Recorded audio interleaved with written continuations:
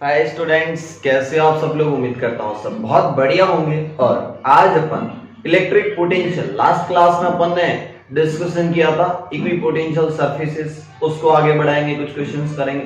Revision कर दो फटाक से। इलेक्ट्रिक पोटेंशियल में potential due two point charge, potential होता है work done, external work done upon charge. लेकिन ड्यू टू पॉइंट चार्ज क्या होगा, अगर यहाँ पे Q चार्ज है, इससे r डिस्टेंस पे potential simply KQ by R। Potential scalar quantity होती है, इसलिए मैंने डायरेक्शन नहीं बताई। पॉजिटिव चार्ज होगा तो KQ बाय R, अगर नेगेटिव चार्ज होगा तो माइनस KQ बाय R। क्या समझ में आया, नहीं आया? Next, due to ring, ring की वजह से क्या होगा, रिंग के सेंटर पे, अगर रिंग ऐसे हो, रिंग के सेंटर पे कितना हो जाएगा, KQ बाय R। रिंग के सेंटर पे कितना हो जाएगा, KQ बाय R। चाहे रिंग पे चार्ज यूनिफॉर्म नॉन यूनिफॉर्म कोई फर्क नहीं पड़ेगा, क्योंकि है तो r डिस्टेंस पे ना। अगर आपकी सेमी रिंग होगी तो भी पोटेंशियल k की बाहर होगा, बस चार्ज कितना और इक्वल डिस्टेंस पे होना चाहिए। क्या समझ में आया, नहीं आया? बहुत बढ़िया। नेक्स्ट, रिंग की एक्सिस पे, ये फॉर्मूला याद रखना। रिंग की एक्सिस पे ये रिंग दिख रही है ना, इसको मैं ऐसे रखूं और इसके सेंटर से जो एक्सिस पास करती है वहां पे पोटेंशियल होगा KQ divide by root of R square plus X square. ऐसा क्यों? क्योंकि रिंग से ये distance root of R square plus X square होगी। क्या समझ में आया, नहीं आया? तो ये फॉर्मूला याद होना चाहिए, बहुत important formula. Next, due to disc, अब डिस्क में यूनिफॉर्म, यूनिफॉर्म यानी एक समान, एक सरखा। ओके, तो यहाँ पे पोटेंशियल V क्या होगा, इसके एक्सिस पे sigma upon 2 epsilon naught root of R square plus X square minus X. सिर्फ ये रूट ऑफ R स्क्वायर, फिर माइनस में क्या है, x, यहीं तक है रूट। चेक करो, अगर x 0 होगा तो डिस्क के सेंटर पे x 0 करो, यहाँ पे x 0 करो तो डिस्क के सेंटर पे आ जाएगा sigma by 2 epsilon not into r, sigma by 2 epsilon not into r। Okay, relation between electric field and potential. Electric field और पोटेंशियल में क्या रिलेशन होता है, तो कल अपने एस्टेब्लिश किया था V final minus V initial equal to minus time of integration E dot dr, integration E dot dr। ये माइनस साइन है, अगर आप यहां से V initial minus V final करोगे तो प्लस बन जाएगा। अरे पूरे को माइनस से मल्टीप्लाई कर दो। Okay, next, electric field equal होता है minus del V by del R। इसको कभी कभी minus del V by del x भी लिख सकते हो, minus del V by del x लिख सकते हो। ओके, इलेक्ट्रिक फील्ड अगर वेक्टर फॉर्म में निकालना हो तो del V by del x i cap minus del V by del y j cap minus del V by del z k cap. क्या ये समझ में आया, नहीं आया? ये इलेक्ट्रिक फील्ड ऐसे निकालना हो। और डेल का खास मतलब होता है, डेल अगर यहाँ नीचे x है ना तो सिर्फ x वाले को डिफरेंशिएट करेगा, y z को कांस्टेंट समझेगा। यहाँ पे del V upon del y है ना तो सिर्फ y वाले को डिफरेंशिएट करेगा, x और z को कांस्टेंट समझेगा। क्या मेरी बात है समझ में आई, नहीं आई? लास्ट क्लास में अपन डिस्कस कर चुके। उसके बाद अपन ने पढ़ा था इक्वी पोटेंशियल सरफेसेस। कैसी सरफेस? Equipotential surface. और नोट्स अच्छे से बनाते रहना, अपने नोट्स खुद से रिवाइज करते रहना डेली, ठीक है? अब तो जैसे स्कूल खुलने वाले हैं, मिलोगे फटाक से रिवीजन करा के एकदम हीरो बना दूंगा, है ना? चिंता मत करो। आगे बढ़ते हैं। इक्वी पोटेंशियल सरफेसेस याद है, equi potential surface due two point charge, ये Q चार्ज होता था तो ऐसी स्फेरिकल बनती थी। कैसी बनती थी? स्फेरिकल बनती थी। और खास बात बताई थी, इलेक्ट्रिक फील्ड लाइंस ऐसे निकलेगी तो देखो यहाँ पे हर पॉइंट पे ये इक्वी पोटेंशियल सरफेसेस क्या होगी, परपेंडिकुलर। ये लाइन याद रखना, electric field lines perpendicular to equipotential surface, equipotential surface, यानी कि इक्वी पोटेंशियल सरफेस पे इलेक्ट्रिक फील्ड लाइंस क्या होगी, परपेंडिकुलर होगी। परपेंडिकुलर, ये चीज याद रखना, इसका मतलब होता है परपेंडिकुलर। क्या समझ में आया, नहीं आया? बहुत बढ़िया। एक और खास बात, इलेक्ट्रिक फील्ड लाइंस ऐसे होगी और इक्वी पोटेंशियल सरफेस ऐसी है। मैं सिर्फ जेई एडवांस के लिए बोल रहा हूं, जेई मेंस नहीं, जेई एडवांस में ध्यान रखना, क्योंकि आपको मैथ्स बहुत जरूरी है। नीट वाले भले थोड़ी देर के लिए मत देखो कि इलेक्ट्रिक फील्ड लाइंस ऐसे है और यहाँ पे अगर मैं इस पे टेंजेंट खींचूं तो ऐसे होगी। देखो, इक्वी पोटेंशियल कर्व पे और इलेक्ट्रिक फील्ड लाइंस दोनों ऑलवेज परपेंडिकुलर है। देखो यहाँ पे भी देखो, यानी कि स्लोप ऑफ किसकी, equipotential curve into slope of electric field lines या electric field curve equal to -1। अरे यार M1 M2 -1 आता है ना, M1 इंटू M2 -1। अगर दो लाइंस परपेंडिकुलर है ना तो M1 इंटू M2 -1 आता है, मैथ्स में पढ़ा होगा, सिर्फ जेई एडवांस के लिए। इसलिए मैं इसको फटाक से मिटा भी रहा हूं, कभी जरूरत पड़ेगी इसकी मैं तुम्हें बाद में करवाऊंगा इस चीज। आगे बढ़ते, ये था अगर तुम्हारा लाइन चार्ज होता तो आपकी सिलेंड्रिकल आती थी। कैसी आती थी? सिलेंड्रिकल आती थी। इक्विपोटेंशियल सरफेस कैसी आती थी? सिलेंड्रिकल आती थी। यस और इक्विपोटेंशियल सरफेस कैसे आती थी? सिलेंड्रिकल आती थी। अगर तुम्हारी इलेक्ट्रिक फील्ड ऐसे यूनिफॉर्म किसकी वजह से होगी? आपको इनफाइनाइट शीट का याद है सिग्मा बाय 2 एप्सिलॉन नॉट, तो वो कांस्टेंट है एक तरीके से, तो उसमें आएगी आपकी प्लेनर, ऐसे प्लेन बनेंगे। क्या समझ में आ रहा है? नहीं आ रहा? ऐसी प्लेनर होगी, पूरे के पूरे प्लेन होंगे। और खास बात, इलेक्ट्रिक फील्ड की डायरेक्शन में मूव करने पर पोटेंशियल डिक्रीज करता है। ऐसे इलेक्ट्रिक फील्ड की डायरेक्शन में जाओगे तो पोटेंशियल डिक्रीज करेगा। पोटेंशियल क्या होगा? ऐसे मूव करने पर पोटेंशियल घटेगा। पोटेंशियल क्या करेगा? डिक्रीज करेगा। ओके, अब अपन कुछ क्वेश्चंस करते हैं। अब कुछ क्वेश्चंस करते हैं। एग्जाम्पल नंबर फर्स्ट, बहुत ही प्यारा एग्जाम्पल उठाया मैं, बहुत ही प्यारा example. This is the y axis and this is x axis. आपको दे रखा है ऐसे सरफेसेस,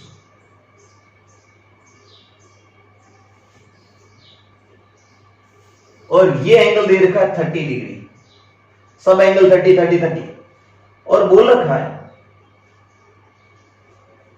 कि this is the 10 volt, 20 volt, 30 volt, ऐसा कुछ दे रखा है, ऐसा लिख रखा है। इसका मतलब ये पोटेंशियल देखो, इस पूरी सरफेस पे 20 वोल्ट होगा, इस पूरी पे 30 वोल्ट होगा, इस पूरी पे 10 वोल्ट होगा। ओके, और बोल रखा है this point 10, this point 20, this point 30, ऐसा बोल रहा है। बोला कि electric field lines, electric field का मैग्नीट्यूड कितना होगा, and draw electric field lines, draw electric field lines. अच्छा, बहुत प्यारा क्वेश्चन है। इक्विपोटेंशियल सरफेस के परपेंडिकुलर होती है इलेक्ट्रिक फील्ड लाइंस। ओहो, पर सर परपेंडिकुलर तो कैसे भी? देखो, एक लाइन में ऐसे खींच ली और दूसरी लाइन में ऐसे खींच ली। सर परपेंडिकुलर तो दोनों है, इलेक्ट्रिक फील्ड के पास तो डायरेक्शन होती है, electric field vector quantity. Sir arrow इधर लगाओ या ऊपर लगाओ? तो मैंने क्या बोला था, इलेक्ट्रिक फील्ड लाइंस की डायरेक्शन में मूव करने पर पोटेंशियल घटता है। ओहो, यहां से चलो 30 से 20, 20 से 10, ओहो, मतलब इलेक्ट्रिक फील्ड लाइंस का एरो इस तरफ होगा। क्या आपको समझ में आया? नहीं आया? आना चाहिए। ऐसे जाने पर पोटेंशियल क्या करेगा? डिक्रीज कर, मतलब पोटेंशियल डिक्रीज कर रहा है, मतलब इलेक्ट्रिक फील्ड लाइंस ऐसे होगी। ओके, अब क्या करोगे? इस पॉइंट से देखना, इस वाले पॉइंट से इस पे dot dot dot dot dot perpendicular draw करो। वैसे भी इलेक्ट्रिक फील्ड लाइंस की डायरेक्शन होगी। ये 10 सेंटीमीटर, ये 20, ये 30, तो इन दोनों के बीच का डिफरेंस तो 10 होगा ना। ये तो डिस्टेंस x पे दे रखी है, तो ये तो 10 सेंटीमीटर हो जाएगा। अरे 10 20, तो बीच का कितना हो गया? 10 सेंटीमीटर। और ये एंगल 30 है, तो ये एंगल भी 30 होगा। ये एंगल कितना होगा? 30, और ये एंगल कितना हो जाएगा आपका? 60। कुछ समझ में आ रहा है? नहीं आ रहा? इस छोटे से ट्रायंगल को देखो ऐसे करके, ऐसे। ये वाली आपके पास कितनी है? 10 सेंटीमीटर। कितना सेंटीमीटर? x इन सेंटीमीटर। ओके, x इन क्या दे रखा है? सेंटीमीटर। और ये एंगल है 30, तो ये एंगल हो जाएगा 60 डिग्री, क्योंकि ये 90 है। ओके, तो ये 10 है, तो ये डिस्टेंस निकल जाएगी ये वाली। देखो ट्रायंगल से देखो, 10 cos 60, ये d डिस्टेंस, तो d की वैल्यू कितना हो जाएगी? 10 cos 60, और cos 60 कितना होता है?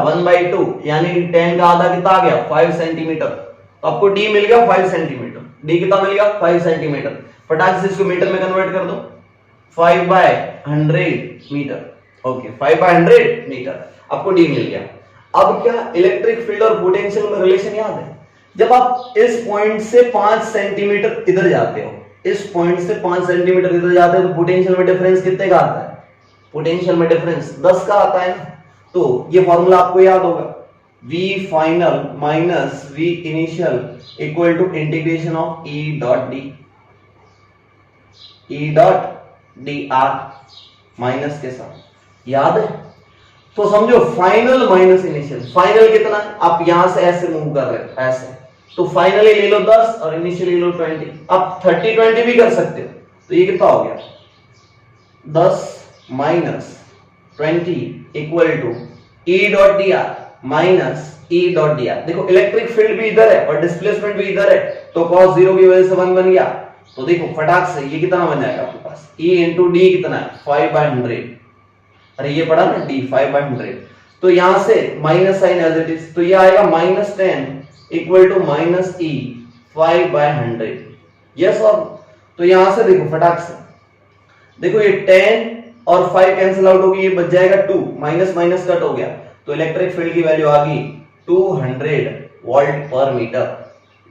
इलेक्ट्रिक फील्ड की वैल्यू कितनी आ गई 200 वोल्ट पर मीटर। ये आया इलेक्ट्रिक फील्ड का मैग्नीट्यूड 200 वोल्ट पर मीटर। मैं इसको एक इजी वे में भी करता हूं, आप समझो कि आप यहां से यहां तक जा रहे हो, पोटेंशियल का डिफरेंस कितना आ रहा है 10 वोल्ट, तो V बराबर ऐसे भी लिख सकते हो, V बराबर ED, ये फॉर्मूला याद रखो, V बराबर ED, तो V कितना 10 वोल्ट इक्वल टू E कितना फाइंड आउट करना है, D कितनी 5/100, देखो यहां से E की वैल्यू कितनी आ गई 200, E की वैल्यू कितनी आ गई 200, तो समझ में आ रहा है नहीं आ रहा, E की वैल्यू आ गई 200 वोल्ट पर मीटर। पर सर आपको तो इसको वेक्टर फॉर्म में लिखना है, आपको इसको कौन सी फॉर्म में लिखना है, ये नोट कर लो, इतना नोट कर लो, फिर इसके बाद मैं लिखवाऊंगा इसको वेक्टर फॉर्म में। इसको सर इलेक्ट्रिक फील्ड तो वेक्टर फॉर्म में लिखनी, तो देखो इलेक्ट्रिक फील्ड इधर की तरफ है 200, देखो तो इस इलेक्ट्रिक फील्ड के दो कंपोनेंट ले लो, एक इधर की तरफ एक ऊपर की तरफ, और ये एंगल कितना है 60, नहीं समझ में आया, अरे ऐसे करके 200 है और ये एंगल कितना है 60 डिग्री, तो ऊपर की तरफ क्या आ जाएगा E sin 60 और इधर की तरफ क्या आ जाएगा E cos 60, यस और नो, और ये माइनस एक्स की तरफ है तो माइनस आई कैप ले लो, और ऊपर की तरफ है तो प्लस का जे कैप ले लो। तो आपको इलेक्ट्रिक फील्ड वेक्टर फॉर्म में लिखनी हो तो ऐसा लिख सकते हो minus E cos 60 I cap plus E sin 60 j, this is your answer, this is your final answer. और E की वैल्यू ये पड़ी 200 रख देना, E की वैल्यू कितनी पुट कर देना 200 पुट कर देना।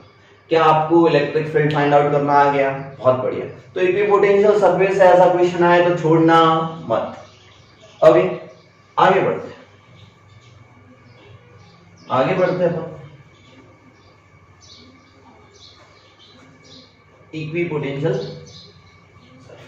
ऐसा क्वेश्चन आए तो छोड़ना। एक होमवर्क ले लो, खुद से ट्राई करो, एक होमवर्क ले लो, होमवर्क क्वेश्चन नंबर 2। आपको क्या दे रखा है,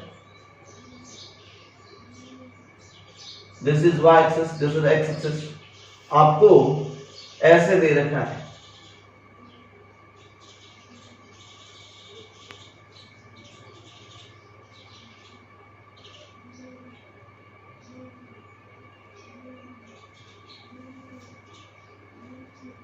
(45 डिग्री पे, कितने डिग्री पे 45 डिग्री पे, और ये दे रखा है आपको 40 वोल्ट, ये दे रखा है 20 वोल्ट, ये दे रखा है 0 वोल्ट, ऐसे 40 20 0 बोल रखा है। इलेक्ट्रिक फील्ड बताओ, इसका मतलब समझ गए, electric field magnitude plus direction दोनों के साथ बताना।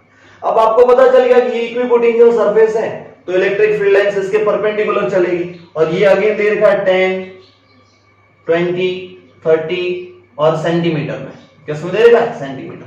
तो आपको पता चल गया इलेक्ट्रिक फील्ड लाइंस इसके परपेंडिकुलर होगी, मतलब इलेक्ट्रिक फील्ड लाइंस ऐसे कुछ होगी, यस और नो, देखो परपेंडिकुलर, ओके।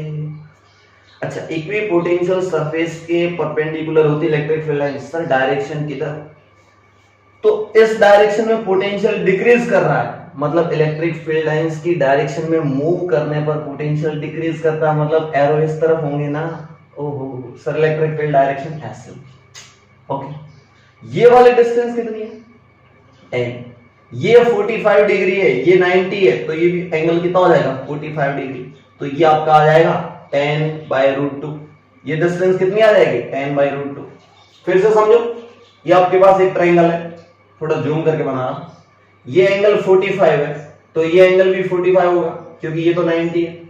यस और नो? ये डिस्टेंस 10 है, तो क्या ये 10 cos 45 लो, 10 sin 45 लो, तो ये हो जाएगा 10 sin 45 डिग्री।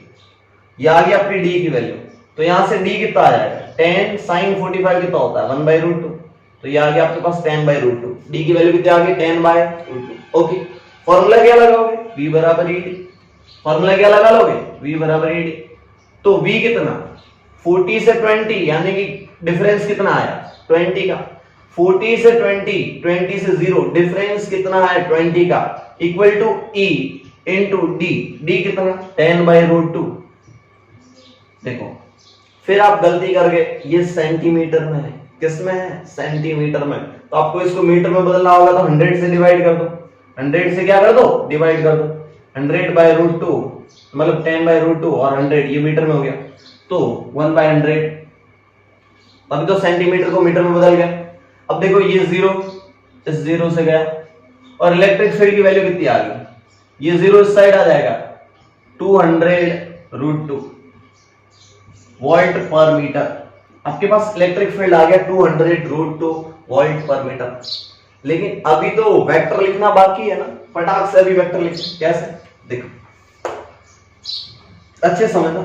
इलेक्ट्रिक फील्ड का मैग्नीट्यूड इस तरफ है, तो दो डायरेक्शन ऐसे ले सकता हूं, एक x की तरफ और एक नीचे y की तरफ।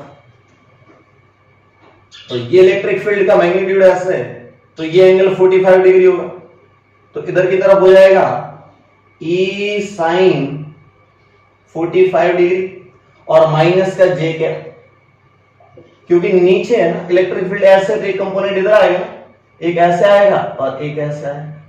यस और नो? यस। इधर वाला कंपोनेंट क्या लिखोगे, इधर वाला कंपोनेंट लिख लोगे E cos 45 degree I cap. तो फाइनल आंसर यहां पे मैं लिख रहा हूं E इक्वल टू मैग्नीट्यूड ये रहा 200, तो ये हो गया plus E cos 45 degree I cap minus E sin 45 degree J cap. Minus बीच में आएगा, माइनस बीच में आएगा। तो this is your final answer. क्या आपको समझ में आ गया? अब ऐसा क्वेश्चन मैं बार बार नहीं कराऊंगा, आपको इस टाइप के क्वेश्चन छोड़ना नहीं है। चलो, इक्विपोटेंशियल सरफेस हो गई, इस पे क्वेश्चंस हो गए। अब एक और चीज होती है जीरो पोटेंशियल कर्व। कैसा curve? Zero potential curve. Zero potential curve. Zero potential curve क्या होता है? एग्जांपल से समझेंगे। एग्जांपल फर्स्ट देखो, आपके पास दो चार्ज गिवन है, यह है 0,0 और यहां पे आपको दे रखा है 2q। कितना दे रखा है? 2q। और एक यहां पे चार्ज है -q, और ये आपका रखा है a,0 पे। कहां पे रखा है? a,0 पे। a,0 पे बोला कि ऐसा पॉइंट बताओ जहां पे पोटेंशियल 0 होगा। तो ऐसे बहुत सारे पॉइंट होंगे जहां पे पोटेंशियल 0 होगा, तो बहुत सारे पॉइंट को मिला के एक आपका लोकस मिलता है। क्या मिलता है? लोकस। लोकस क्या बोलते हैं? बहुत सारे पॉइंट जहां पे कुछ सेम चीज हो रही है। तो ऐसा पॉइंट जहां पे पोटेंशियल, ऐसे पॉइंट बताओ जहां पे पोटेंशियल 0 हो, मतलब ऐसा लोकस बताओ। Find locus of zero potential, locus of zero potential, find locus of zero potential। अब locus क्या होगा आप समझना।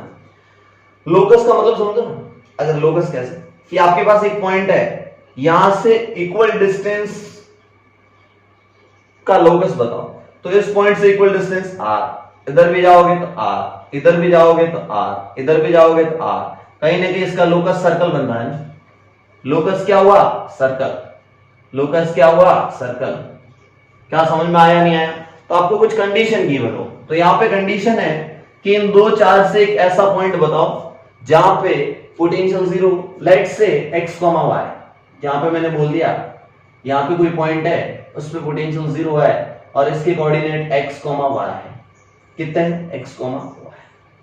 आप समझना, मान लो ये वाले डिस्टेंस यहां से x होगी और ये वाली हाइट कितनी होगी? y होगी। तो टोटल डिस्टेंस कितनी थी यहां से a, तो ये वाली कितनी हो जाएगी? a minus x. अरे पूरा कितना है? a, क्योंकि x एक्सिस पे a है ना, तो बचा कितना हो जाएगा? a minus x. तो ये वाले डिस्टेंस क्या हो जाएगी? पाइथागोरस को याद करो, this is x, this is y, so this is root of x square plus y square. और दिस डिस्टेंस क्या हो जाएगी? दिस का स्क्वायर प्लस y का स्क्वायर, मतलब a माइनस एक्स का होल स्क्वायर प्लस y का स्क्वायर। अब इस पॉइंट पे पोटेंशियल लिखना बहुत आसान है। पोटेंशियल इस पॉइंट को बोल रहा हूं P, तो potential at P equal to इस चार्ज की वजह से पोटेंशियल क्या होता है? k क्यू, और चार्ज की वैल्यू 2q अपॉन डिस्टेंस क्या है? Root of x square plus y square minus, क्योंकि नेगेटिव चार्ज है, k into Q upon k into Q upon distance क्या होगी? Root of a minus X का whole square plus y square. और ये potential क्या होना चाहिए? जीरो होना चाहिए। ये पोटेंशियल क्या होना चाहिए? जीरो होना चाहिए। बहुत बढ़िया, तो फिर आगे सॉल्व करना है, फिर आगे सॉल्व करना है।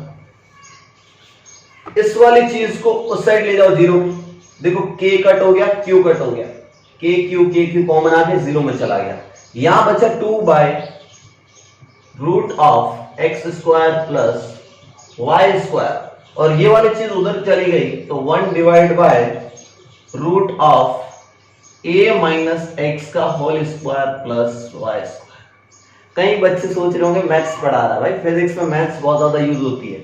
इस वाली चीज को इधर ले जाओ, इस वाली चीज को इधर ले जाओ और स्क्वायर कर दो, बाय स्क्वायरिंग बोथ साइड, बन्ने बाजू स्क्वायर करने पर ओके, ये वाला क्या स्क्वायर हो जाएगा? तो 4, और ये वाला भी उधर चला गया तो a माइनस एक्स का होल स्क्वायर प्लस y का होल स्क्वायर, और ये वाली चीज उधर जाएगी तो 1 का स्क्वायर 1 ही रहेगा, और X square plus Y square. इसको फर्दर सॉल्व करो तो ये हो जाएगा 4a square plus 4x square minus 8ax, देखो कैलकुलेशन बहुत खतरनाक करता हूं मैं, 4y square equal to X square plus Y square equal to X square plus Y square. देखो एक्स स्क्वायर दूसरी साइड ले आओ, ये वाली चीज मैं रफ कर रहा हूं, एक्स स्क्वायर को इस साइड ले आओ तो ये हो जाएगा 4x square minus x square, कितना हो जाएगा? 3x square plus 3y square minus 8ax plus 4a square equal to 0। ये इक्वेशन किसकी है? ये इक्वेशन कहीं ना कहीं सर्कल की है। सर्कल की इक्वेशन ऐसी होती है ना, ax square plus by square plus 2gx plus 2fy plus c, ऐसे कुछ होती है ना, तो वैसे तो दिख रही है ax square plus by square plus, ऐसा कहीं ना कहीं ये सर्कल की इक्वेशन है। किसकी इक्वेशन है? सर्कल की इक्वेशन। तो इसका लोकस क्या आ गया? सर्कल।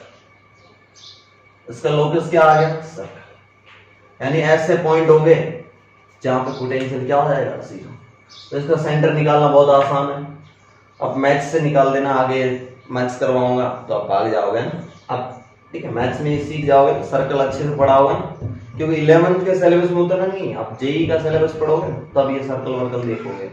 ठीक है, तो नीट वाले टेंशन मतलब इस क्वेश्चन को स्किप कर दो, नीट वाले इस क्वेश्चन को स्किप कर दो, क्योंकि मैं प्योर जेई एडवांस पढ़ाता हूं। ओके, आगे बढ़ते, जीरो पोटेंशियल कर्व हो गया, ये चीजें हो गई। अब अपन करते पोटेंशियल ड्यू टू स्फीयर, बहुत ही प्यारी हेडिंग होगी, potential due to sphere, potential due to sphere, potential due to sphere. Sphere की वजह से पोटेंशियल, पहले ये बताओ मुझे कि स्फीयर कितने टाइप के? 2 टाइप के sir, hollow sphere and solid sphere. Sir इसमें भी अलग लगता है, कैसे? पहले 2 sphere, first hollow, second solid. अब देखो हॉलो में भी दो टाइप हो सकते हैं, एक आपका हो जाएगा कंडक्टिंग और दूसरा हो जाएगा नॉन कंडक्टिंग। इसमें भी दो टाइप हो जाएंगे, पहला हो जाएगा कंडक्टिंग और दूसरा हो जाएगा नॉन कंडक्टिंग। यस और नो? देखो अब मेरी बातें सुनो, हॉलो कंडक्टिंग हो, हॉलो नॉन कंडक्टिंग हो या सॉलिड कंडक्टिंग हो, तीनों के केस एक जैसे, जैसा अपन इलेक्ट्रिक फील्ड में पढ़ा था। क्यों? क्योंकि अगर आपका सॉलिड कंडक्टिंग भी होगा ना, आप चार्ज अंदर दोगे ना, चार्ज की प्रॉपर्टी होती है, गुणधर्म होता है कि चार्ज हमेशा आउटर सरफेस पे रहता है। कहां पे रहता है? आउटर सरफेस पे, क्योंकि आपस में प्रतिकर्षण, अरे यार अपाकर्षण, म्यूचुअल रिपल्शन होता है, इसकी वजह से चार्ज बाहर चला जाता है। मतलब इसका इसका इसका सेम केस, तो किसी एक को उठा लो और स्टडी कर लो। और ये again very important, very important, JEE में क्वेश्चन यही सब बनता है, पर ये बोर्ड के लिए आना चाहिए आपको। ओके आगे बढ़ते हैं। तो सबसे पहले स्टडी करता है hollow, hollow conducting, non conducting या फिर सॉलिड कंडक्टिंग स्फीयर, मतलब इनकी वजह से पोटेंशियल क्या होगा। फर्स्ट तो मैं एक स्फीयर ले लिया, आपको ये सर्कल दिख रहा है बट आपको समझना है कि ये पूरा 3D में स्फीयर है। क्या है? स्फीयर। ओके अब देखते हैं कि यहां से इसकी रेडियस लेट से r है और इस पे चार्ज q है, इस पे चार्ज कितना है? q है। तो आपको पोटेंशियल फाइंड आउट करना है। तो पहला case for r greater than r, ये केस बनेगा for r greater than r। तो पहला case for r greater than r, मतलब पॉइंट कहीं ना कहीं यहां पे होगा, इस पॉइंट पे पोटेंशियल क्या होगा, यानी कि r डिस्टेंस पे। तो क्या इसमें q चार्ज को ऐसा सेंटर पे कंसीडर कर सकता हूं? ये पूरा q चार्ज है, इसको मैं सेंटर पे कंसीडर कर दूं। ऐसा सर क्यों कर रहे हो? क्योंकि इस चार्ज की वजह से इलेक्ट्रिक फील्ड लाइंस बाहर निकले। कुछ समझ में आ रहा है नहीं आ रहा? ऐसा भी अपन पहले कर चुके। तो यहाँ पे पोटेंशियल फटाक से लिखना हो तो पोटेंशियल सिंपली आपका हो जाएगा k q अपॉन r। बहुत इजी हो गया, k q अपॉन r। जैसे जैसे दूर जाओगे पोटेंशियल देखो inversely proportional to r decrease कर रहा है। ओके सेकेंड केस क्या होगा? सेकेंड केस हो जाएगा r इक्वल टू r, यानी कि सरफेस के लिए, सपाटी पे, सरफेस पे क्या हो जाएगा? k q स्मॉल r की जगह कैपिटल r, स्मॉल r की जगह क्या हो जाएगा? Capital r। अब अपन जाएंगे अंदर वाले पॉइंट के लिए। थर्ड केस को देखो, फटाक से दोनों केस नोट कर लेना। थर्ड केस है आपका for r less than r, मतलब इनसाइड पॉइंट के लिए, पॉइंट आपका अंदर होगा। अब अच्छा मान लो आपका पॉइंट P यहां पे और ये r से छोटा है।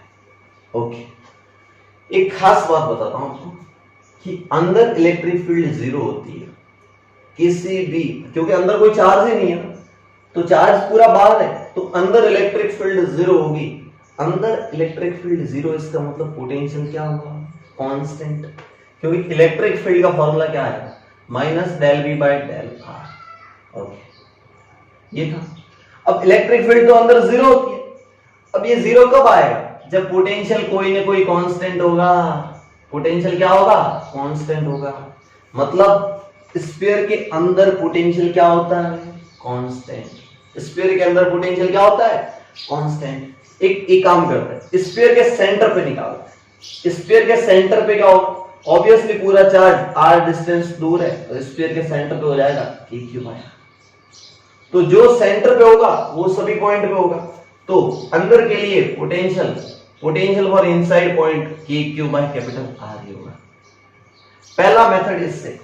दूसरा मेथड भी है, क्या मैं ये बता दूं कि यहां से VC और ये पॉइंट है P, तो क्या मैं ऐसा लिख सकता हूं V final minus V initial C point से, इस पॉइंट से equal to minus time of integration E dot dr। और पता है अंदर इलेक्ट्रिक फील्ड जीरो होती है, तो ये पूरी चीज जीरो होगी, तो VP इक्वल टू VC। फिर मैंने प्रूफ कर दिया। और वैसे भी पता होना चाहिए कि अंदर इलेक्ट्रिक फील्ड जीरो है, इसका मतलब पोटेंशियल कांस्टेंट रहेगा, यानी कि हर एक पॉइंट का पोटेंशियल सेम होगा और पोटेंशियल की वैल्यू होती है K Q by capital R. तो इसका डायग्राम ड्रॉ करते हैं, इसकी वजह से, हॉलो की वजह से या फिर सॉलिड कंडक्टिंग की वजह से, कंडक्टिंग हो नॉन कंडक्टिंग हो कुछ भी हो। अब देखो पोटेंशियल कैसे वेरी करेगा आर के साथ, ये डायग्राम याद होना चाहिए, पोटेंशियल वर्सेस आर। तो अंदर पोटेंशियल कांस्टेंट है के क्यू बाय आर, इसकी वैल्यू कितनी होगी के क्यू बाय कैपिटल आर। ये कब तक होता है, जब तक आप R equal to capital R सपाटी तक पहुंच जाते हो, सपाटी तक पहुंच जाओगे यानी कि सरफेस तक ये सेम रहेगा। उसके बाद आपका पोटेंशियल डिक्रीज करता है K Q by small r, यानी कि potential inversely proportional to R है, इनवर्सली प्रोपोर्शनल टू आर। तो यहां पे पोटेंशियल कांस्टेंट, उसके बाद ऐसे हाइपरबोलिक होगा, कैसा होगा हाइपरबोलिक। तो यहां पे ये क्या हो जाएगा potential inversely proportional to R. क्या समझ में आया नहीं आया? और जब आर इंफिनिटी हो जाएगा पोटेंशियल जीरो हो जाएगा। क्या ये ग्राफ ड्रॉ कर लो, ये ग्राफ बहुत इंपॉर्टेंट चीज है। तो ये ग्राफ सॉलिड कंडक्टिंग हो, सॉलिड कंडक्टिंग हो, हॉलो कंडक्टिंग हो, हॉलो नॉन कंडक्टिंग हो, हर केस में ये ग्राफ। नेक्स्ट अपना बहुत ही इंपॉर्टेंट है सॉलिड नॉन कंडक्टिंग, सेकंड अपना है solid non conducting. Potential due to potential due to solid non conducting, कैसा नॉन कंडक्टिंग। ओहो, इसमें क्या होगा सर, इसमें देखो आपके पास ये रहा स्फीयर, अच्छा फोटो नहीं बन रहा है, ओके,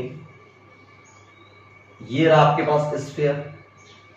और अब की बार क्या होगा सॉलिड नॉन कंडक्टिंग, मतलब हर पॉइंट पे चार्ज होगा, पूरे स्फीयर में चार्ज ही चार्ज होगा। कुछ समझ में आ रहा है नहीं आ रहा? हर पॉइंट पे चार्ज होगा। ओहो, इसका क्या मतलब, इस बार हर पॉइंट पे चार्ज होगा। तो और इस पे टोटल चार्ज कैपिटल क्यू है और इसकी रेडियस कैपिटल आर है, इसकी रेडियस कितनी है कैपिटल आर। फिर तीन केस होंगे। पहला case for R greater than R, ये बहुत इजी रहता है। For R greater than R के लिए आपको पता है कि पूरे को सेंटर पे कंसीडर कर दो, पूरे को कहां कंसीडर कर दो सेंटर पे। तो यहां से पोटेंशियल सिंपली इस बार भी के क्यू बाय स्मॉल आर आएगा। अब फिर आपको सपाटी पे जाना है, सरफेस पे जाना है, तो सेकंड हो जाएगा आर इक्वल टू आर के लिए, तो पोटेंशियल अगेन कितना आ जाएगा K Q by capital are. ये कितना आ गया सरफेस पे, कहां पे सरफेस पे, के क्यू अपॉन कैपिटल आर। ओहो, अब अंदर गेम चेंज हो रहा है। जैसे आप अंदर वाले पॉइंट के लिए फाइंड आउट करोगे, मजा अंदर के लिए तो आएगा। ये दो केस तो ठीक है। अब इनसाइड पॉइंट के लिए third case very important, for R less than R, यानी पॉइंट अब की बार अंदर आ गया। आर लेस देन आर का मतलब क्या, आपका पॉइंट यहां कहीं है, इस पॉइंट पे आपको यहां पॉइंट पी ले लिया। अब क्या करोगे सर, अब तो बहुत परेशान हो रहे, मतलब टेंशन मतलब क्या मैं एक चीज ये कर सकता हूं, मेरे को इस सपाटी का, इस सरफेस का, वी सरफेस का पोटेंशियल पता है K Q by capital R, yes और नो। लेकिन आपको पी का तो पता ही नहीं, सेंटर का भी नहीं पता। इस बार सेंटर का नहीं पता क्योंकि हर पॉइंट पे चार्ज है ना, तो सेंटर पे नहीं बता सकते। लेकिन सरफेस का पता है K Q by capital R, P point का पता नहीं। ओके, ये पॉइंट यहां से आर डिस्टेंस पे, कितने डिस्टेंस पे आर डिस्टेंस पे, और सरफेस कैपिटल आर डिस्टेंस पे, सरफेस कितने डिस्टेंस पे कैपिटल आर डिस्टेंस। ओके, चलो कुछ करते हैं। क्या ये चीज याद है, V final potential minus V initial potential equal to minus time of integration E dot dr, ये चीज याद होगी। हाँ सर, क्या आपको सॉलिड स्फीयर के लिए, सॉलिड नॉन कंडक्टिंग स्फीयर के लिए अंदर इलेक्ट्रिक फील्ड याद है? यहां से r डिस्टेंस या x डिस्टेंस पे, कुछ x डिस्टेंस पे या r डिस्टेंस पे इलेक्ट्रिक फील्ड इनसाइड क्या होती थी? इलेक्ट्रिक फील्ड इनसाइड होती थी के Q R upon capital R cube. ये फॉर्मूला कितने बच्चों को याद है? मैंने बोला था बहुत इंपॉर्टेंट फॉर्मूला है। इसको मैंने ऐसे भी लिखा था रो आर अपॉन 3 एप्सिलॉन नॉट। आपको रो दे रखा है तो किसके टर्म्स में? ऐसे रो के टर्म्स में लिख सकते हो। सर ये तो हमें याद है, K Q upon capital R cube into small r. कभी कभी यहाँ एक्स भी लिखते हैं, K Q X upon R cube. देखो ये चीज कांस्टेंट है, सिर्फ स्मॉल आर। देखो देखो देखो देखो देखो, तो यहाँ पे मैं क्या लिख लूंगा? Final potential. देखो इनिशियल पॉइंट पी को मान लो, फाइनल इसको मान लो। इनिशियल पॉइंट किसको मान लो? पी को। तो फाइनल हो जाएगा सरफेस का, इनिशियल पॉइंट हो जाएगा पी का, फाइनल क्या हो जाएगा? सरफेस का। फाइनल किसका? सरफेस का। इनिशियल क्या हो जाएगा? पी पॉइंट का। Equal to minus time of integration E कितना? K Q upon capital R cube, K Q upon capital R cube into R D R. Into R क्या हो जाएगा? R D R. Sir limit कहां से लगाऊं? Limit initial to final. Initial point कौन सा है? P point. फाइनल कौन सा है? सरफेस पे। इनिशियल पी पॉइंट कितनी डिस्टेंस पे? यहां से आर डिस्टेंस पे। फाइनल पॉइंट कितनी डिस्टेंस पे? कैपिटल आर डिस्टेंस पे। तो ये हो जाएगा कैपिटल आर। ओके सर, तो ये हो गया V surface minus V P point का, V surface minus V P point का equal to K Q upon capital R cube as it is minus के साथ। और आर डी आर का इंटीग्रेशन क्या होगा? R square by 2, R square by 2। Limit कहां से कहां तक? स्मॉल आर से कैपिटल आर तक। अब देखो ये माइनस है, पूरे को माइनस से मल्टीप्लाई कर दो तो ये हो जाएगा V P minus V S equal to K Q divide by capital R cube. Limit लगाओ तो आ जाएगी आर स्क्वायर बाय 2, ये 2 कॉमन ले लेता हूं, R square minus small are square. क्या ये चीज समझ में आई नहीं आई? V P minus V S equal to K Q by 2 R cube into R square minus small are square. ये चीज मैं रफ कर रहा हूं। अब देखो सरफेस का पोटेंशियल आपको याद है, वी एट सरफेस कितना होता है? K Q divide by capital R. तो वो चीज यहां पुट कर दो, तो VP minus K Q divide by capital R equal to उस साइड को अंदर मल्टीप्लाई करो तो K Q divide by 2 R cube और ऊपर आर स्क्वायर, एक आर स्क्वायर से कट जाएगा तो K Q by 2 R minus K Q divide by 2 R cube into R square. ये आ गया पी पॉइंट। अब पी पॉइंट पे पोटेंशियल लिखना है तो पी पॉइंट पे पोटेंशियल हो जाएगा के क्यू बाय आर, इधर जाएगा। देखो यहां के क्यू बाय आर है और इधर के क्यू बाय 2 आर है, तो देखो ये मैं इसको इस साइड ले जाऊंगा तो ये हो जाएगा 3 के क्यू बाय 2 आर। एलसीएम ले लेना 2 आर। अरे ये के क्यू बाय आर 1 है और ये 1 बाय 2 है। अरे के क्यू बाय आर तो दोनों में सेम है, 1 प्लस 1 बाय 2 कितना होता है? 3 बाय 2। एक और आधा 3 बाय 2 इस साइड प्लस का माइनस ये हो गया आपका K Q by 2 R cube R square. Yes और नो? एक काम करो, मैं इस चीज को आर स्क्वायर से मल्टीप्लाई कर दूं, नीचे और ऊपर, कोई फर्क नहीं पड़ेगा, बिल्कुल नहीं पड़ेगा। मैंने फिर क्या किया? K Q divide by 2 R cube common ले लिया तो यहां क्या बचा? 3 R square minus small are square. This is inside point के लिए potential. Very very very 9 star. ये फॉर्मूला याद रखो, के क्यू बाय 2 आर क्यूब अंदर 3 capital R square minus small are square. सारे बच्चे नोट कर लो, फिर मैं रफ कर रहा हूं। सारे बच्चे नोट कर लो, सारे बच्चे नोट कर लो। बच्चे बोलेंगे सर क्या पता ये गलत हो या सही हो, कैसे पता लगाएंगे? पी पॉइंट का potential equal to K Q divide by 2 R cube और क्या आया? 3 R square minus small are square. जब ये सरफेस पे होगा, व्हेन सरफेस की बात करूंगा तो स्मॉल आर कैपिटल आर के बराबर होना चाहिए, तभी तो सरफेस पे होगा। स्मॉल आर को कैपिटल आर रखो तो ये हो जाएगा K Q divide by 2 R cube 3 R square minus R square. Check करते हैं सही आ रहा है कि नहीं आ रहा। तो ये हो गया K Q divide by 2 R cube और यहां हो जाएगा 2 आर स्क्वायर। देखो 2 से 2 गया, आर क्यूब से आर स्क्वायर गया तो आंसर आया के क्यू डिवाइड बाय 4। सही किया सर आपने तो सरफेस पे। ओके, फटाक से नोट कर लो, फटाक से नोट करो सर। जब r equal to R zero होगा, मतलब small r equal to zero होगा, small r equal to zero, इसका क्या मतलब सेंटर पे, इसका मतलब क्या हुआ v सेंटर, v क्या हो गया सेंटर, तो सेंटर पे क्या हो जाएगा k Q divide bye 2r Q, 3r square minus 0। तो यहां से v सेंटर कितना आ गया, देखो ये जीरो हो गया, r क्यूब और r स्क्वायर कैंसल, तो ये हो गया 3k cube by 2r। 3k cube by 2r का क्या मतलब 1.5 k cube bye r, 1.5 k cube bye r। इसका क्या मतलब हुआ 1.5 k क्यूब बाय r का मतलब सेंटर पे पोटेंशियल ज्यादा, सरफेस से भी ज्यादा, क्योंकि सरफेस पे था k क्यूब बाय r, अरे 1 time k cube bye r और यह 1.5 टाइम। ओह, इसका मतलब सरफेस पे पोटेंशियल सेंटर से कम होता है। तो सर ग्राफ ड्रॉ करो, देखो इस बार ग्राफ ड्रॉ करने में तोते उड़ेंगे।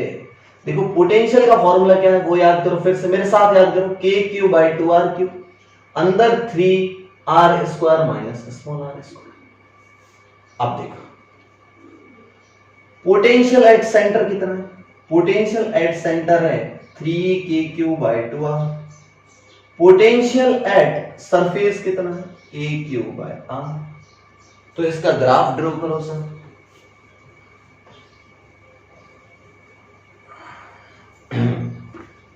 इसका ग्राफ ड्रॉ करो सर, पोटेंशियल वर्सेस आर का ग्राफ ड्रॉ करना है। तो एक और चीज याद रखो, पोटेंशियल आउटसाइड पॉइंट के लिए, आउटसाइड पॉइंट के लिए तो same k cube bye small r। ओहो, ये तो था अंदर पॉइंट के लिए, इनसाइड वाले पॉइंट के लिए। ओहो, तो सरफेस मतलब सेंटर पे सबसे मैक्सिमम होगा यहां पे। अब धीरे धीरे धीरे धीरे धीरे धीरे पोटेंशियल क्या करेगा, डिक्रीज करेगा। और एक आपको चीज याद हो तो समझना कि सेंटर पे इलेक्ट्रिक फील्ड, इस बार क्या होता है इलेक्ट्रिक फील्ड लाइंस बाहर की तरफ होगी, क्योंकि पॉजिटिव चार्ज में, तो इस बार इलेक्ट्रिक फील्ड लाइन सेंटर से होगी, और इलेक्ट्रिक फील्ड लाइंस के डायरेक्शन में जाने पर पोटेंशियल डिक्रीज करता है। ओ तेरी, यहां पे था 3k क्यूब बाय 2r, अब डिक्रीज कैसे करेगा, ये ग्राफ कहीं ना कहीं पैराबोला का है, y बराबर x स्क्वायर कहीं ना कहीं पैराबोला का है, और उल्टा कटोरा क्योंकि माइनस साइन है, ये तो कांस्टेंट है ना, इस ओहो पैराबोलिक। फिर इसके बाद देखो, जैसे आप सरफेस पे आ जाओगे r equal to capital R, तो पोटेंशियल कितना हो जाएगा k cube by capital R। अब क्या होगा, अब देखो, अब तो इसको फॉलो करेगा तो हाइपरबोलिक, मतलब अब ऐसे हो जाएगा। आपको कुछ समझ में नहीं आया, अब पोटेंशियल कैसे हो जाएगा, ऐसे हो जाएगा। मतलब ऊपर वाला ग्राफ है पैराबोलिक, कौन सा बोलिक, पैराबोलिक, और ये कौन सा है हाइपरबोलिक। क्या आपको समझ में आया नहीं आया, आपको बहुत भयानक वे में पढ़ाऊंगा, बहुत भयानक वे में। This is parabolic, this is hyperbolic. कई बच्चे डर रहे होंगे, यार मत डरो यार, बहुत हाई लेवल चीजें पढ़ा रहा हूं, हाई लेवल की, मजा आएगा तुम्हें। चलिए आगे बढ़ते हैं। तो ये ग्राफ हो गया, फिर यहां पे देखो पोटेंशियल एकदम चेंज हो जाता है, पोटेंशियल क्या हो जाता है, चेंज हो जाता है। ओके, ऐसा क्यों होता है, थोड़ा और रोक के देखो। इलेक्ट्रिक फील्ड अंदर वाले पॉइंट के लिए क्या होती, k Q upon R Q into R, और बाहर वाले पॉइंट के लिए क्या होती, electric field k Q by small r square. तो देखना यहां पे इलेक्ट्रिक फील्ड इंक्रीज करती है, यहां से यहां तक इलेक्ट्रिक फील्ड क्या करती है, अंदर वाले पॉइंट से सरफेस तक इलेक्ट्रिक फील्ड इंक्रीज करती है, सरफेस तक। देखो वो याद होगा आपको ग्राफ, ऐसे ग्राफ गया था इलेक्ट्रिक फील्ड का, फिर डिक्रीज करी थी, कुछ याद ही नहीं है। Electric field proportional to R, electric field proportional to R. अगर आपकी इलेक्ट्रिक फील्ड इंक्रीज कर रही है, इलेक्ट्रिक फील्ड क्या कर रही है, इंक्रीज कर रही है, तो पोटेंशियल डिक्रीज करेगा। ऐसा क्यों, क्योंकि इलेक्ट्रिक फील्ड इक्वल टू क्या होता था, minus del V by del R. देखो यहां पे स्लोप देखो कम है, यहां पे स्लोप देखो ज्यादा है, जैसे जैसे आप सरफेस देखो स्लोप बढ़ रही है, मतलब ये वाली वैल्यू बढ़ रही है, अरे यार स्लोप क्या हो रही है, इंक्रीज हो रही है, फिर इसके बाद स्लोप चेंज हो जाती है। तो ध्यान रखना, इसको रिफ्लेक्शन पॉइंट बोलते हैं। मैथ्स ज्यादा नहीं पढ़ाऊंगा, नहीं तो फिर तुम भाग जाओगे, चलो रहने दो। ये ग्राफ याद होना चाहिए, ऊपर वाला पैराबोलिक, नीचे वाला हाइपरबोलिक, ये ग्राफ याद होना चाहिए। इस ग्राफ से क्वेश्चंस आता है, तो ये जो मैंने ग्राफ बताया, फॉर्मूला आना चाहिए और ग्राफ दोनों आना चाहिए। ओके, तो ये हो गया potential due to sphere, potential due to sphere. अब देखो, अब कई क्वेश्चन दिमाग में घूम रहे होंगे, सर क्वेश्चन फर्स्ट कि सर आपने बोला कि ये इनफाइनाइट तक वायर है, ये माइनस इनफाइनाइट, सर इसकी वजह से तो आपने पोटेंशियल करवाया ही नहीं sir, lambda coulomb per metre. Sir ये तो फॉर्मूला इलेक्ट्रिक फील्ड में तो ये करवाया था 2k लैम्बडा बाय आर, इसमें पोटेंशियल क्यों नहीं करवाया? सुन मेरी बात, इलेक्ट्रिक पोटेंशियल लॉन्ग वायर की वजह से फाइंड आउट नहीं कर सकते। क्यों? क्योंकि आपने इंफिनिटी पे तो पोटेंशियल जीरो मानना था ना, कि इंफिनिटी पे कोई इंटरेक्शन एनर्जी नहीं होगी। तो यहां तो इंफिनिटी पे चार्ज है, तो पोटेंशियल जीरो कैसे होगा? ये वायर तो इंफिनिटी तक चला गया ना, तो इस केस में आप पोटेंशियल फाइंड आउट नहीं करोगे। लेकिन सुनना मेरी बात, अगर मैं बोलूं यहां से r डिस्टेंस पे, r की बजाय ले लो l डिस्टेंस पे एक पॉइंट P है, और यहां से d डिस्टेंस पे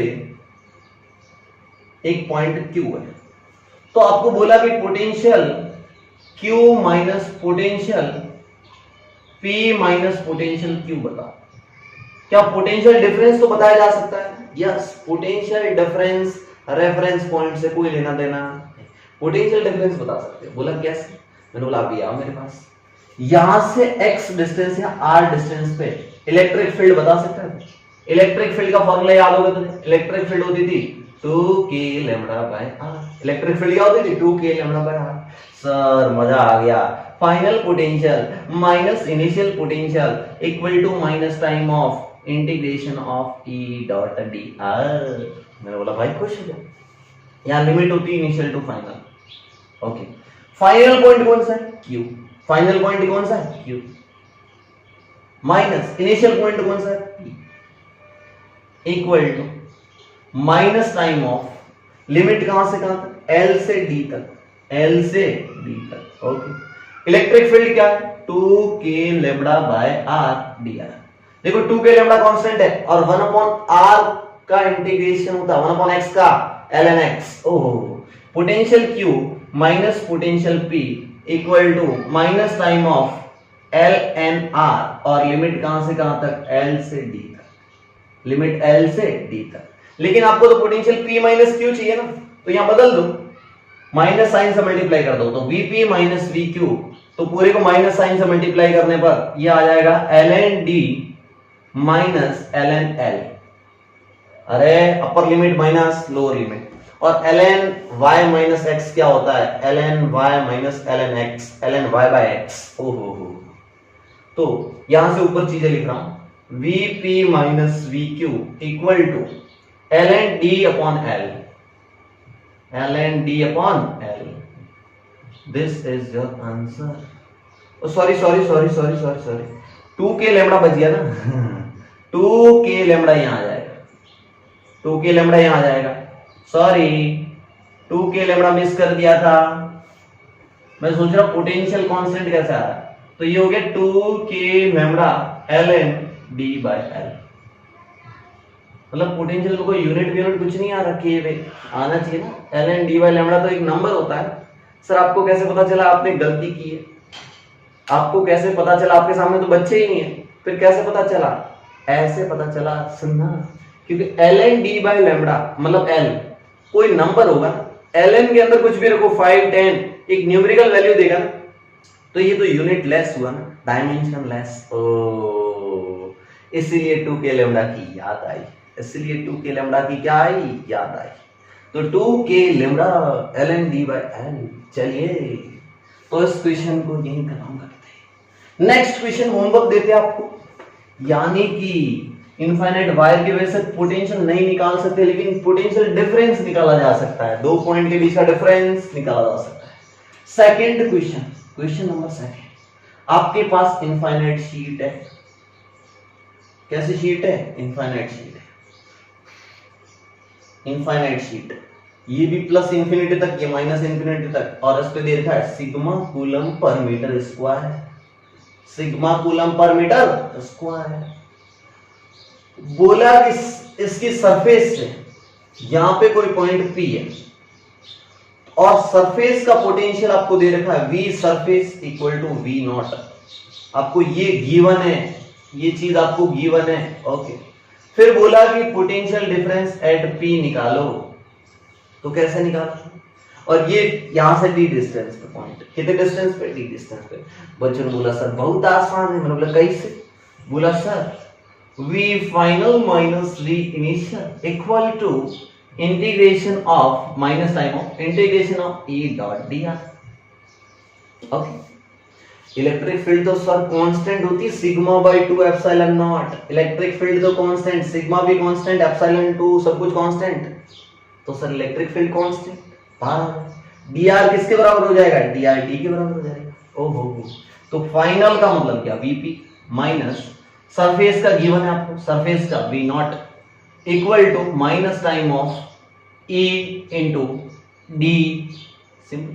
तो यहां से vp कितना आ जाएगा? v नॉट उधर चला गया तो v नॉट माइनस e कितना? Sigma by 2 epsilon not into d। Yes और नो? यस। vp कितना आ जाएगा? v not minus sigma by 2 epsilon into d। यहां से एक बात पता चल रही है कि vp है वो v नॉट से कुछ कम हो जाएगा, माइनस कर रहे हो ना कुछ कुछ। इसका मतलब इलेक्ट्रिक फील्ड लाइंस ऐसे कांस्टेंट होती है और इलेक्ट्रिक फील्ड लाइंस के डायरेक्शन में जाने पर पोटेंशियल डिक्रीज करता है। सरफेस पे v नॉट था तो p पॉइंट पे v नॉट से कुछ कम होना चाहिए। मैं तो सीधा आंसर लिखता v not minus electric field into distance d, सीधा आंसर। क्या आपको समझ में आया नहीं आया? तो ये क्वेश्चन अगेन बहुत इंपॉर्टेंट क्वेश्चन था। चलिए इस तरीके से बहुत सारे क्वेश्चन कर दिए। तो आपने पढ़ लिया पोटेंशियल ड्यू टू स्फीयर, ये सब चीजें। अब कुछ क्वेश्चंस और करते हैं। तो question number 3, question number 3 sphere वाले क्वेश्चन कराता हूं।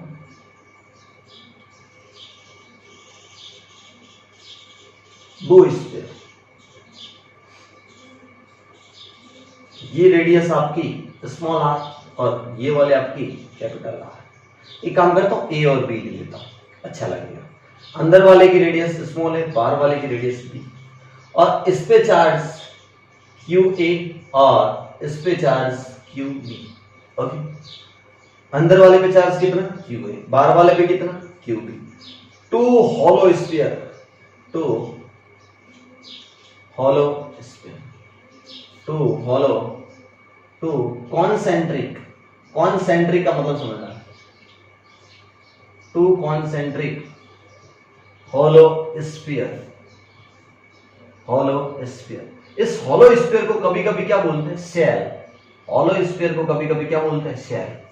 टू कॉन्सेंट्रिक शेल, यहां to concentric hollow sphere. To concentric, concentric का मतलब क्या? दोनों का सेंटर सेम है। ओके, इस पे क्यू है, इस पे क्यू भी। अब आपको अलग अलग पॉइंट दे रखे, एक पॉइंट यहां पे ए, एक पॉइंट यहां पे बी और एक पॉइंट यहां पे सी। एक पॉइंट ए, एक पॉइंट बी, एक पॉइंट सी। बोला पोटेंशियल एट ए कितना होगा, पोटेंशियल एट बी कितना होगा एंड पोटेंशियल एट सी कितना होगा। बच्चे बोलेंगे सर बहुत टफ क्वेश्चन है। मैंने बोला डर मत, ए पे पोटेंशियल निकाल, सबसे पहले सी पे निकाल, सी पे पोटेंशियल निकाल। सी पे तो सर बहुत आसान है क्योंकि सी दोनों स्फीयर के बाहर है। तो पहले वाले स्फीयर का चार्ज सेंटर पे मान लो, दूसरे वाला स्फीयर का चार्ज भी कहां मान लो? सेंटर पे मान लो। तो पोटेंशियल हो जाएगा Q A plus Q B upon small R. मान लो ये आर डिस्टेंस, सी पॉइंट कितने डिस्टेंस पे? Small R. क्या आपको समझ में आया नहीं आया? यस और नो? तो ये आ गया K Q A Q B upon R. Upon क्या हो गया? फिर से सुनना, पहले वाला सेल, अब दो सेल है, पहले वाले सेल के सेंटर से मतलब स्फीयर से भी बाहर है, दूसरे वाले से भी बाहर है, तो पहले वाले की वजह से आ जाएगा K Q bye are, plus दूसरे वाले की वजह से भी आ जाएगा K Q B by R. Okay, तो वीसी आपने फाइंड आउट कर दिया। अब अपन बात करते हैं वी बी की। किसकी बात करते हैं? वी बी की। ये रहा V B, B point. B point एक के बाहर है लेकिन दूसरे के तो अंदर है ना, तो वी बी निकालते। पहले वाले के बाहर है तो पहले वाले का तो लफड़ा ही नहीं, पहला वाला चार्ज अपॉन आर, क्योंकि स्फीयर के बाहर यही फॉर्मूला लगता है, प्लस दूसरे वाले स्फीयर के अंदर है और स्फीयर के अंदर पोटेंशियल कांस्टेंट होता है। इस सेकेंड स्फीयर, सेकेंड सेल के अंदर पोटेंशियल जो सरफेस पे होगा सेकेंड की वजह से वही होगा, तो सेकेंड की वजह से सरफेस पे हो जाएगा K Q by B upon B. अरे ये अगर सेल है और इसकी रेडियस आर है, इस पे चार्ज क्यू है और ये शेल है, शेल समझ गए, होलो स्फीयर, तो अंदर पोटेंशियल के क्यू बाय आर होगा ना, जो सरफेस पे होगा वही। यस और नो? तो बस वही लगा, बी पॉइंट पे पहले की वजह से प्लस दूसरे की वजह से हो जाएगा K Q B bye B, के क्यू बी बाय बी, मतलब ये वाला सिर्फ आर पे डिपेंड है। अब चलते हैं अपन ए पॉइंट पे। सी निकाल दिया, फटाक से नोट करो, फटाक से पोज करके नोट करो, मेरे पास बोर्ड की जरूरत है बहुत ज्यादा स्पेस की। अगला वाला we A, V A point कहां है? ए पॉइंट इस स्फीयर के भी अंदर और बाहर वाले के भी अंदर, मतलब दोनों के अंदर, दोनों के अंदर। तो पहले वाले की वजह से के क्यू ए डिवाइड बाय ए, क्योंकि इस स्फीयर के तो अंदर है। फिर दूसरे वाले ने बोला मेरे भी अंदर तू तो पोटेंशियल तेरा कांस्टेंट होना चाहिए। देखो पोटेंशियल इंडिपेंडेंट ऑफ आर आ रहा है, कहीं पे आर दिख रहा है क्या? आप कहीं पे भी घूम जाओ, पोटेंशियल किसी भी पॉइंट पे इसके अंदर अंदर पोटेंशियल देखो आर से इंडिपेंडेंट है। क्या आपको समझ में आया नहीं आया? तो इस तरीके के क्वेश्चन आप आराम से कर सकते हैं। चलिए मैं एक होमवर्क देता हूं, आप उस क्वेश्चन को करो, उस क्वेश्चन को करना, आप होमवर्क दे रहा हूं।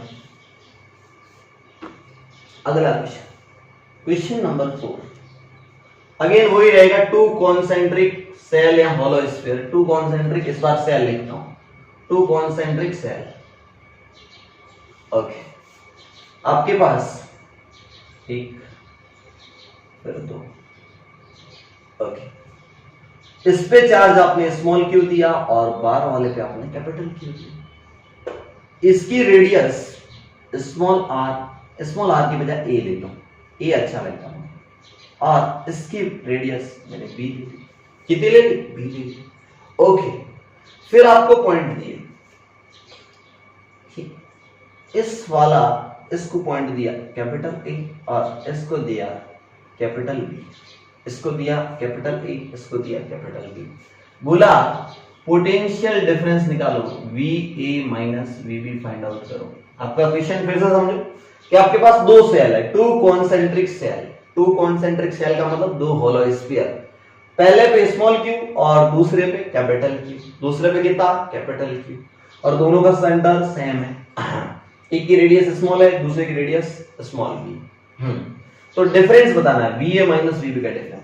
तो सबसे पहले ए पॉइंट पे पोटेंशियल लिखो, ए पॉइंट पे पोटेंशियल लिखो। ए पॉइंट पे पोटेंशियल एक तो खुद की वजह से, तो खुद की वजह से कितना हो जाएगा? के स्मॉल क्यू और रेडियस कितनी है? ए, के स्मॉल क्यू रेडियस ए, प्लस बड़े वाले स्फीयर के पॉइंट अंदर है ना, अरे बाहर वाली शेल है ना, उसके अंदर है ना पॉइंट, तो अंदर तो कांस्टेंट होगा, तो के कैपिटल क्यू और जो सरफेस पे होगा वही तो होगा। ओके, अब पोटेंशियल बी पे निकालो, बी पॉइंट पे पोटेंशियल क्या होगा? ये रही पूरी सेल, बी पॉइंट पे पोटेंशियल समझना, एक तो खुद की वजह से, मतलब इस स्फीयर की वजह से सरफेस पे, तो के क्यू अपॉन डिस्टेंस, मतलब कितनी? बी, प्लस ये वाला शेल है, इससे ये कितने डिस्टेंस पे? पॉइंट आर डिस्टेंस पे, और आर बी के इक्वल है। अरे क्योंकि पॉइंट बी सरफेस पे, ओ क्योंकि अंदर वाले स्फीयर के लिए तो कोई बाहर वाला पॉइंट ऐसे तो होता था ना, कि स्मॉल क्यू, अंदर चार्ज कितना? स्मॉल क्यू अपॉन आर की जगह क्या आ जाएगा? B. Okay, V A V B, दोनों पोटेंशियल निकाल दें। अब दोनों का डिफरेंस कर दो, जैसे आप V A minus V B करोगे, आप देखो यहाँ के क्यू बाई बी है और यहाँ भी के क्यू बाई बी है, दोनों कैंसिल हो जाएंगे। आपके पास आंसर क्या आ जाएगा, के क्यू 1 बाय ए माइनस 1 बाय बी। देखो 1 बाय ए माइनस 1 बाय बी, 1 बाय ए माइनस 1 बाय बी, सीधा सिंपल सा आंसर है 1 बाय ए माइनस 1 बाय बी। बहुत बढ़िया, आगे बढ़ते हैं। इस क्वेश्चन को और भी ऐड कर सकता हूं कि अगर इस पे क्यू चार्ज था, मैंने बाहर से और क्यू डैश चार्ज दे दिया होता, कितना दे दिया होता, क्यू डैश, तो क्यू डैश देने पर क्या पोटेंशियल डिफरेंस और आता कुछ, मतलब पोटेंशियल डिफरेंस, ये आंसर चेंज होता नहीं होता? अरे कहां से चेंज होता, ये वाला बाहर वाली सरफेस पे क्या चार्ज है उससे कोई लेना देना नहीं। इसका आंसर देखो, इस क्वेश्चन का आंसर देखो, इस क्वेश्चन के आंसर में 1 अपॉन ए माइनस 1 अपॉन बी, ओके, के कांस्टेंट है, सिर्फ स्मॉल क्यू आ रहा है, कैपिटल क्यू तो आ ही नहीं रहा है, यानी कि बाहर वाली सरफेस पे कितना चार्ज है, पोटेंशियल डिफरेंस बाहर वाले चार्ज पे डिपेंड नहीं करता। फिर से सुनो कि पोटेंशियल डिफरेंस बाहर वाला चार्ज, कैपिटल क्यू कहीं आ ही नहीं रहा है, आंसर में कैपिटल क्यू दिख रहा है क्या, ना, इसका मतलब पोटेंशियल डिफरेंस बाहर वाली शेल पे कोई भी चार्ज हो उससे कोई लेना देना नहीं, मतलब सिर्फ और सिर्फ अंदर वाली सेल के चार्ज और दोनों की रेडियस पे डिपेंड करेगा। मतलब V A minus V B नहीं डिपेंड करेगा, not a function of charge of outer shell, charge of outer shell बाहर वाले स्फीयर के चार्ज पे डिपेंड नहीं करेगा, outer shell, outer shell visible है ना, सबको दिख रहा है ना, और खाएगी, यानी कि ये फिर से लिखो कि बनेनो potential difference V A minus V B outer shell, बाहरनी शेल ना, चार्ज ऊपर निर्भर नहीं करे, यानी कि potential difference is independent of charge of outer shell. क्या समझ में आया? फिर ऐसा क्यों बोल रहे हो सर, एक बार बोला था कि इसको और चार्ज दे दिया, एक्स्ट्रा चार्ज दे दिया, क्या पोटेंशियल डिफरेंस चेंज हो जाएगा? बच्चों ने बोला हाँ यार होगा, तुक्का मार दिया। अरे नहीं होता, पोटेंशियल डिफरेंस चेंज नहीं होता, अंदर वाले सेल को देते तो चेंज हो जाता, क्योंकि चार्ज सिर्फ अंदर का आ रहा है आंसर में। ओके, आगे बढ़ते हैं। तो इस तरीके के क्वेश्चन आप दिमाग में रखना, टू कॉन्सेंट्रिक शेल, ये वो सब चीजें, ठीक है। आगे बढ़ते हैं अपन, कुछ क्वेश्चंस और करते हैं। एक बहुत ही प्यारा question, question of the day, याद है ना, क्वेश्चन ऑफ द डे, क्यूओडी, बहुत भयानक क्वेश्चन कराऊंगा। आपके पास एक ऐसा स्फीयर बना हुआ है, ऐसा है ना, स्फीयर बना दिया, इसके टॉप पे इसकी रेडियस r है और ये फ्रिक्शन लेस है, फ्रिक्शन लेस नॉन कंडक्टिंग या इंसुलेटर, समझो ना, नॉन कंडक्टिंग सरफेस, मतलब कहीं पे भी कंडक्शन नहीं होगा। आपने लकड़ी की बना दी, काय का बना दिया, कटोरा, लकड़ी का उल्टा कटोरा, ओके, और टॉप पे m मास और q चार्ज को रख दिया, m मास और q चार्ज को रख दिया। सुनना मेरी बात, अब आपने क्या कर दिया, इलेक्ट्रिक फील्ड ऑन कर दी, t इक्वल टू 0 पे इलेक्ट्रिक फील्ड स्विच ऑन कर दी, ऐसे इलेक्ट्रिक फील्ड स्विच ऑन कर दी, यूनिफॉर्म इलेक्ट्रिक फील्ड की, तो क्या होगा सोच के बताना। सिंपल सी बात है सर, ये वाला चार्ज यहां पे नहीं रुकेगा, क्यों? क्योंकि इस पे एक फोर्स लग जाएगा Q इंटू ई, जैसे ही फोर्स लगेगा Q इंटू ई, ये चार्ज इस पे स्लिप करना शुरू हो जाएगा, ऐसे घूमेगा एक पर्टिकुलर पॉइंट पे, ये क्या करता है, इस सरफेस को छोड़ देता है, इस सरफेस को छोड़ देता है, और वो एंगल है वर्टिकल से थीटा एंगल, और थीटा की वैल्यू आपको 37 डिग्री गिवन, कि 37 डिग्री पे, at 37 degree particle leave the surface, particle leave the contact at 37 degree from vertical, from vertical particle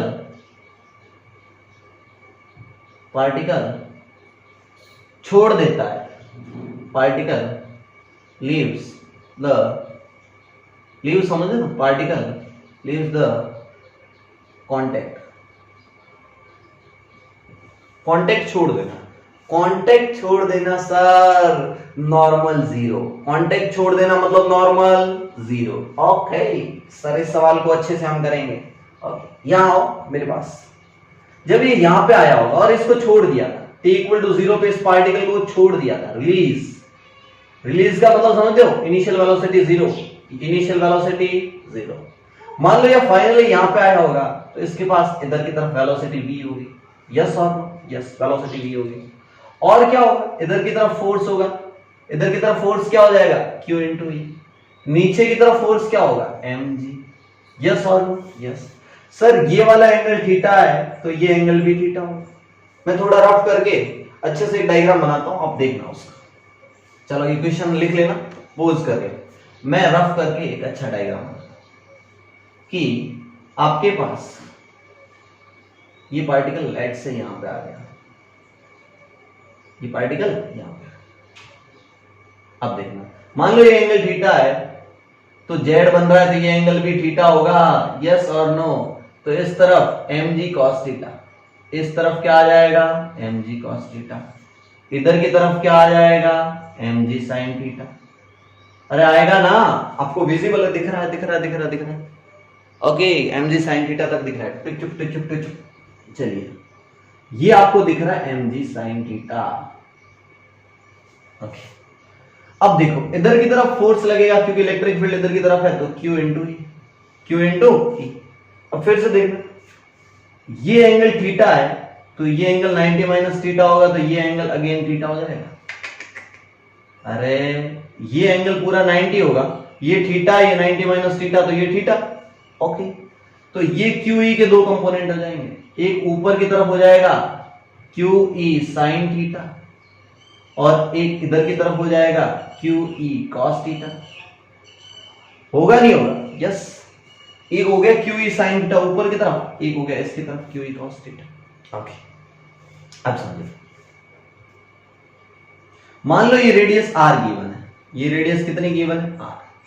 तो ये पूरी रेडियस r होगी, देखना, तो ये भी r होगी और ये एंगल थीटा है, तो ये वाला हो जाएगा आपका r sin थीटा और ये वाला हो जाएगा आपका r cos थीटा।